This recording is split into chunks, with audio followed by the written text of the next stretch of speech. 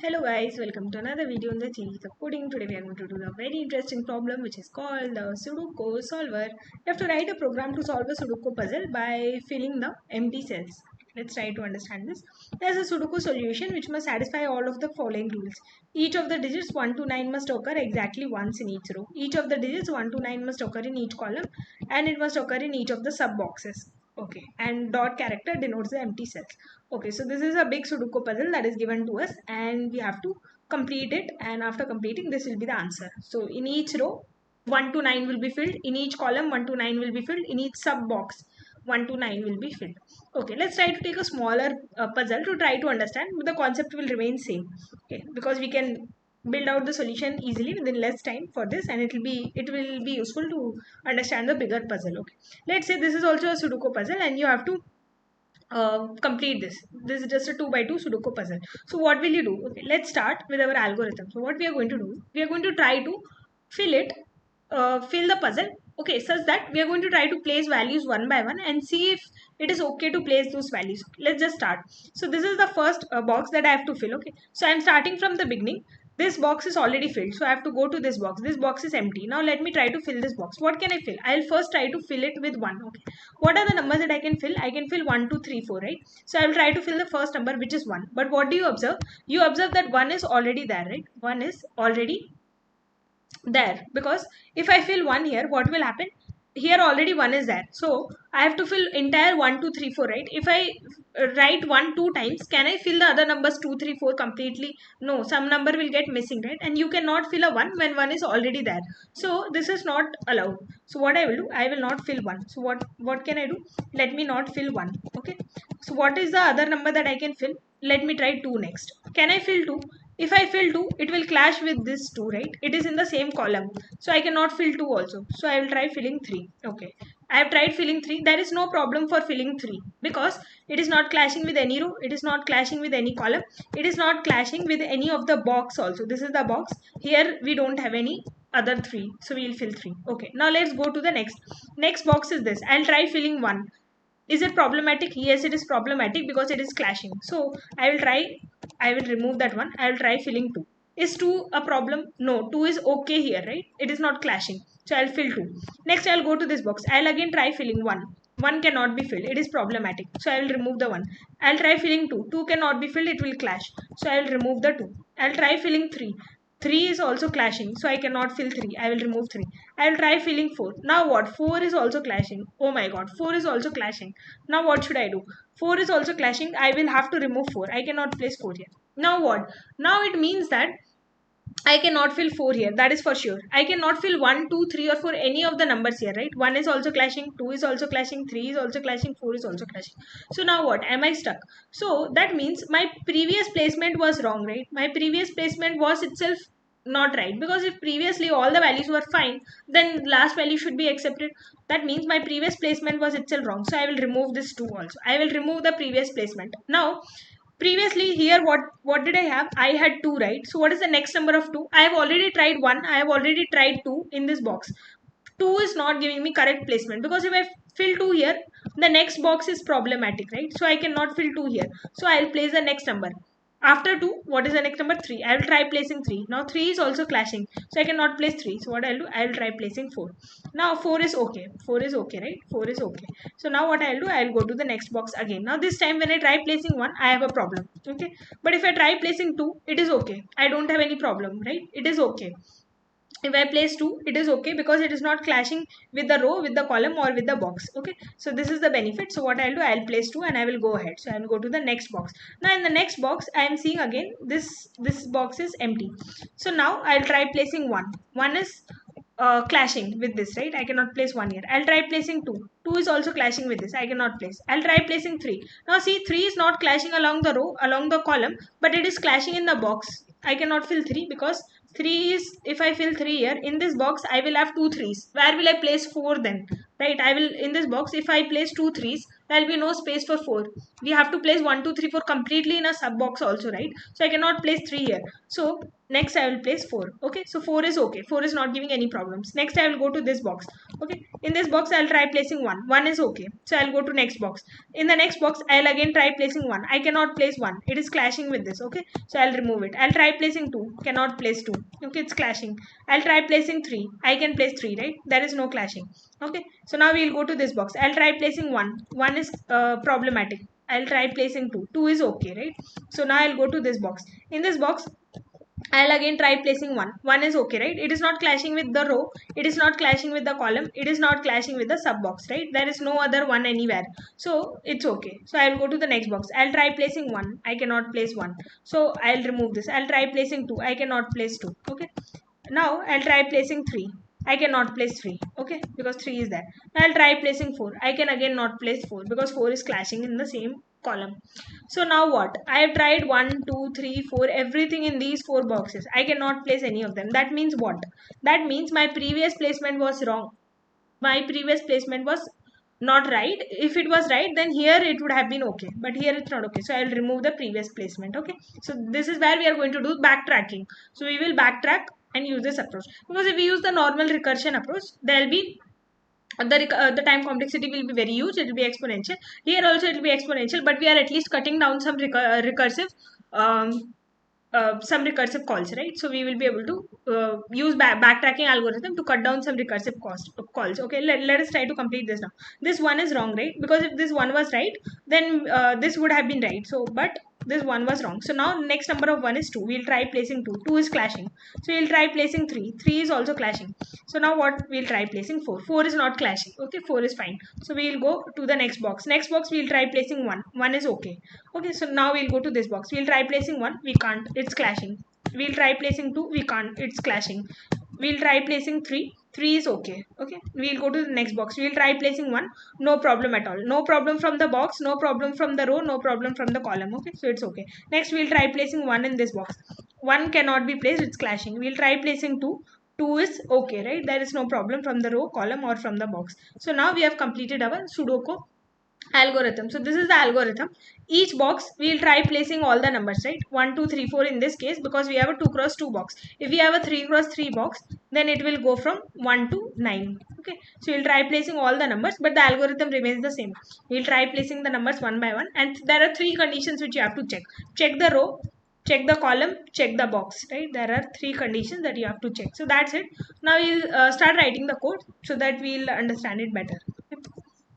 So this is the problem that is given to us. Okay, let us do one thing. Let us try to solve the board. Let us declare a function. Okay, solve the given board. Okay, let me just call it solve board. So we are going to solve the Sudoku algorithm, and let me pass the board here. So now let us declare this function bool solve board, and this function is going to make our recursive calls and do the backtracking algorithm. So now let us start. So first of all, when do we have to start placing numbers? Whenever, in this case we understood whenever they were empty we have to start placing the numbers, right? But in this case they have told us that cells are not empty, rather they have given us a dot, right? So they have given us a dot. So whenever we see a dot, we have to start placing numbers. So let us start. For int I equal to 0, okay, I less than, so n. So what we will do, we will take n here, and let us take n here. So let me give n is equal to board dot size from here, and let us pass it as a function parameter.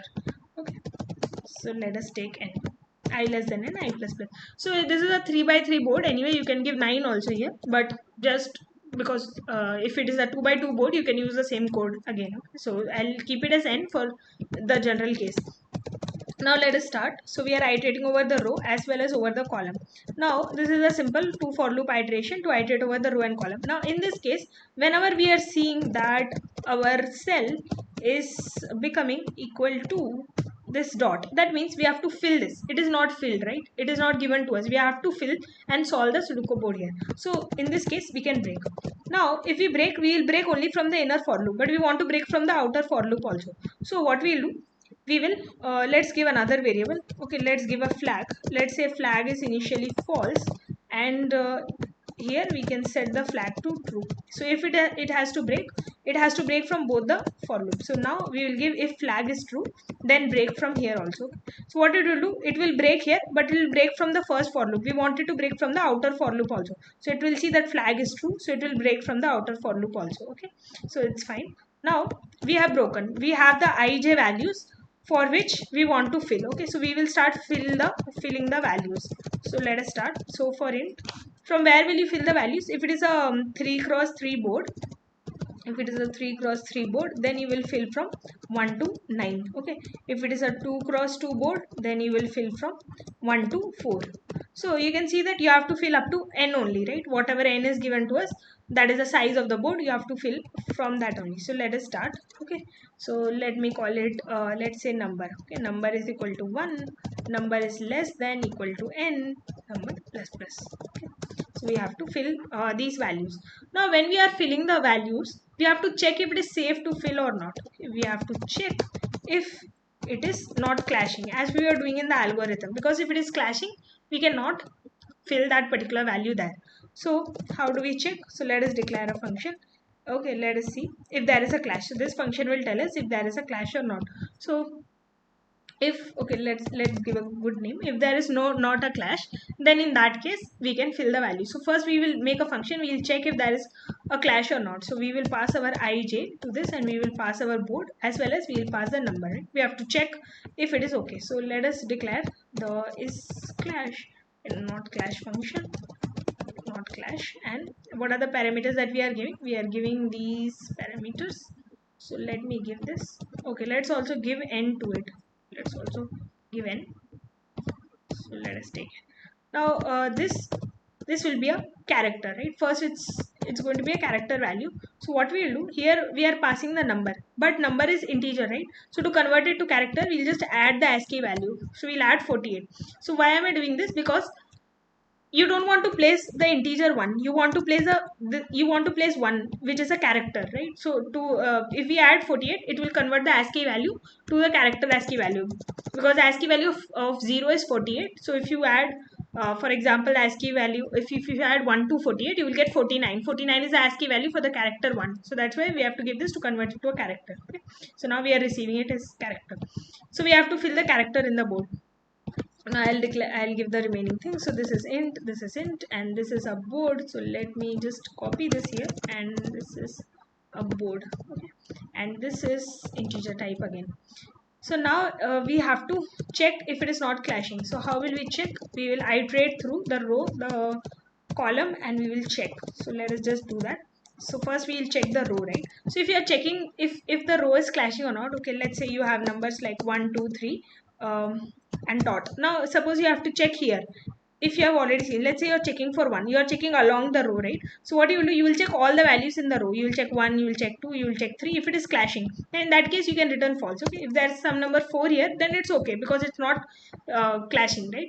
So so we have to check the entire value in the row. So when you are checking the row, your I will remain constant, because I is the current row. What is changing? Column is changing. If you are checking along the row, columns will change and row will remain constant. So that's what we'll do. So if board of I will remain constant, column will change. So that's why it's changing throughout the for loop. If that is equal to num, then you can return false. Now I can give the same code for, this was checking along the row, right? I can give the same code for checking along the column. So I'll just give the same code.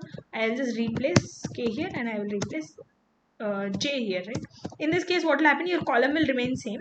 Your row value will iterate. So you're iterating over the vertical column. Okay, and this is for the horizontal row. Let me write it better. Horizontal rows are horizontal, and this is for checking along the vertical column. Okay, so you can return false. Now you have to check along the box. So how will you check along the box? Okay, let's try to see how we'll check along the box. So let's say you have to check along this particular box, right? So what you will do, you have to iterate through all the values in this box, right? In these 4 numbers you have to iterate. So for here it is easy, because the starting index is 0, 0. So you can iterate from 0, 0 till this particular index, which is having 2, 2. But you are not so lucky for all the boxes. Okay, let's say you are taking some other box. Okay, you are taking this box. How will you check along this box? For this box, what is the starting value? The starting value is what? The starting value is 0, 1. It will be, wait, let me. Okay, this is 0, this is 1, this is 2, this is 3, right? So the starting value will be 2 comma 2 for this particular box. But what will be the ending value? Ending value will be, in this particular case, the ending value will be 3. So this will be 3 comma 3, right? So the starting value will be 2 comma 2 and the ending value will be 3 comma 3 at this particular index. So you have to check from 2 comma 2 to 3 comma 3. So how will you obtain these numbers? So you can use a short trick to obtain these numbers, which is, you can do, let's say you want to find out the starting value of the particular box, right, of the particular sub box. So starting value of sub box, how will you find out? So to find out, this is the starting row. You can take your current row and you can do I mod s. Okay, now what is s?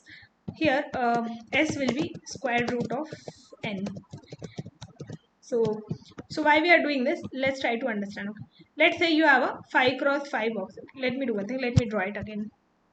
Suppose you have a 5 cross 5 box. Okay, suppose these are your boxes, right? These are 5 cross 5 box. Now in this particular case, suppose you are at this particular row. Okay, let's say that the row index that you are at currently is 12. Okay, so initially you have already visited these other indexes. Now let's say you are at this particular box and you want to find out what is the starting index here, right? You want to iterate from here till this particular index, till the last index. So you want to start from the first index and you want to iterate till the last values, right? So this is a 5 cross 5 matrix. So in this case, what you will do, your 5 will be s. Okay, 5 is equal to s. Suppose in this case you want to start the particular index. What will be the starting index? It will be 10 comma, okay, let's say whatever, 10 comma some column value. But let's say the row value is starting at 10, right? So let me try to depict it more clearly. So what will happen in this particular case, you are starting from 0. This is the row that is having index 0, right? And this will end at 4. Next will start at 5, it will end at 9. Next will start at 10 and it will end at 14. Okay, so let's say you are at some particular row. Let's say that particular row is having I equal to 12. So where do you want to move? You want to move to the starting. You want to find out uh, you want to go to the row 10, right? That is your starting, that is the starting for the particular sub box. So how will you find out? So you will simply do 12 mod 5. What is 12 mod 5? 12 mod 5 is 2, right? So if you subtract from 12, if you subtract 2, which will you will get 10. So you will get your answer, right? So this is the simple trick to go to the starting value of the row. And you can do the same trick for column also. So your starting value can be found like this: I minus I mod s. Okay, in this particular example, let's say 12 minus 12 mod 5. So 12 mod 5 will be 2, 12 minus 2 will be 10. So you will go to the starting row of the sub box and you can do the same trick for starting column. So starting column is equal to j minus j mod s. J minus j mod s. Now we will start for int okay, simple for loops to iterate over all the values of our sub box. So r less than start row plus s. How many values will you have? You will have if it is a 5 cross 5 box, you will have 5 values, right? So your r will iterate over 5 values. So that's why I'm giving plus s and r plus plus. And I will write just the same thing for column. So I'll just copy this and just the two for loops to iterate over each row and column values. Place of here I will give starting column, place of here I will give starting column, and I will give C++. Okay, now again I have to just give the same thing. If board of RC, if that is equal to num, then in this case you can again return false. Okay, now you can return true. Now we have come here. If it is not clashing, it will finally return true, right? It will finally return true. If it is clashing, it will return false. Okay, so these are the two cases. Now if it is not clashing, right, it will return true. So you can give true also here. If you don't give also, it's fine, because it's if condition, right? If it is true only, it will check. So if it is not clashing, then in that case what it will happen, what we should do is we should solve the board further. We have already inserted we have already tried to check if it is a safe value or not. It is a safe value, right? It is not clashing, so you can insert the value. It is safe to insert the value. So what you will do, you will insert the value at I comma j. You will insert your num value because it was not clashing. It is safe to put the particular value, right? So if it is safe to put the value, what you can do, you can solve this function again. So I will just give solve board, and you can solve this board again. You have inserted this particular value and you are passing the board by reference also. Okay, so you have inserted the value and you are passing the board by reference, so the value will get reflected there, and you can try to solve the board again. So we'll recursively call this function again, and we will try to solve the board again. To give n also. So now we have now if this board has got solved, right, then if this board has got solved, we have to return true finally to the main function. So in that case, we'll again give a if statement here. So if it has got solved, we can return true. Okay, so if it is fine, then we can return true finally. So how will we know it is fine? So we are calling this two for loops again and again, right? We are calling this two for loops again and again. This will break only in the condition when you have an empty cell. If all the cells are filled, then in that case it will not break. If it doesn't break, what will happen? It will reach the end. In the end, I will be n, j will be n, right? Because I is incrementing, j is incrementing. When it will break, I is equal to n, j is equal to n. In that condition, it will break. So if I is equal to n and j is equal to n, then in that case, what you can do, you can simply return true. So also I have given I here, which is a local variable. I should make it a global variable. Okay, so I will make them as global variables so that here it can be used, and finally we can return true. So if your board has gotten solved and it has returned true, right, it last recursive call will return true to the above recursive call, and then it will return true to the previous recursive call. This will keep on returning, right? Once it has returned true, it will return true to the main call.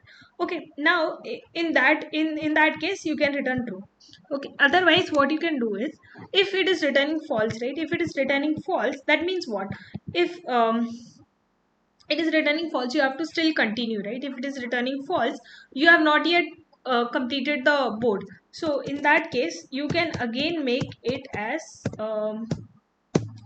empty cell, right? You can again change it and you can make it like this, because in the next iteration it will increment the value of num and it will put that value here, and next time you can again fill the particular value. You can again try with the next number. So if your call is returning false, right, so in the end you will have to give return false. Let's say some call is returning false. Okay, let's say your neighboring call is returning false, so it will come here, it will check your neighboring call is returning false, right? So in that case, what it will do, it will make the value again back to an empty cell, right, back to a dot cell, and then it will be in the for loop, and it will try to change the value of the number, and then it will again do the same iteration. It will try to put the next number, right, and then again it will try to solve the board. So this is where the backtracking approach is going to be helpful. Now let's run this code and let's see if it is working.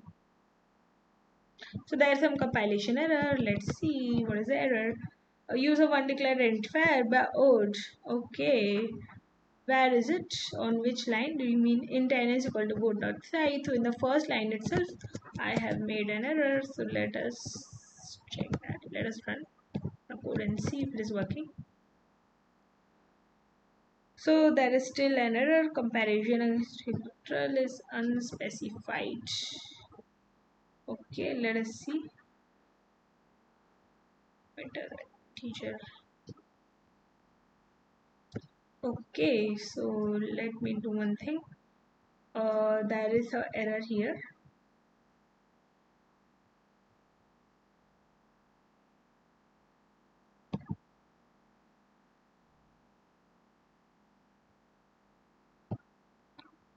So if board of ijs dot char 31 against a string literal is unspecified, board of ij is equal to dot. Where have I given this line?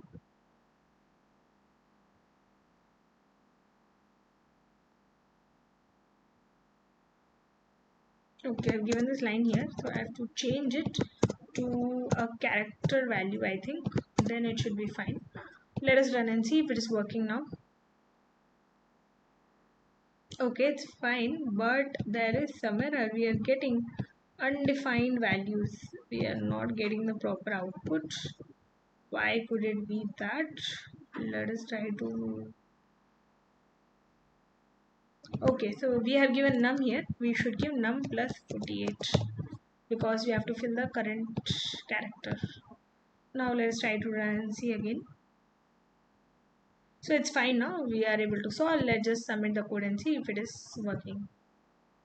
So it's accepted. Thank you for being patient and listen.